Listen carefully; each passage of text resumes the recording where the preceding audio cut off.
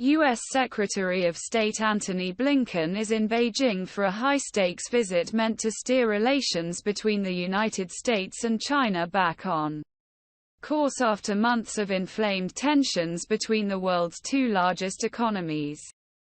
Blinken is the first Secretary of State to travel to China in 5 years and the most senior U.S. official to make such a mission since President Joe Biden took office in early 2021.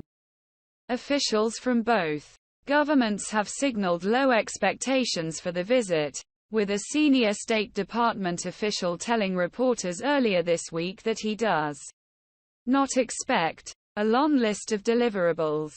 Instead, U.S. officials are framing the trip as an effort to resume normal channels of communication with China in order to avoid conflict between two of the globe's great powers. What we're working to do on this trip is to really carry forward what President Biden and President Xi Jinping agreed to in Bali at the end of last year, which was to establish sustained, regular lines of communication at senior levels across our governments precisely so that we can make sure that we are communicating as clearly as possible to avoid, as best possible, misunderstandings and miscommunications, Blinken said Friday prior to his departure at a news conference alongside Singaporean Foreign Minister Vivian Balakrishnan.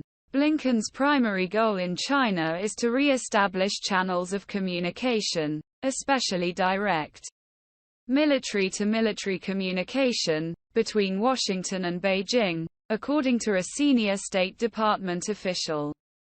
His retinue touched down in Beijing on Sunday morning with a full schedule for the first day where Blinken is expected to meet Chinese Foreign Minister Qin Gang in the afternoon and for a working dinner on Monday. He is scheduled for a meeting with China's top diplomat Wang Yi, as well as roundtable talks with American exchange students and business leaders.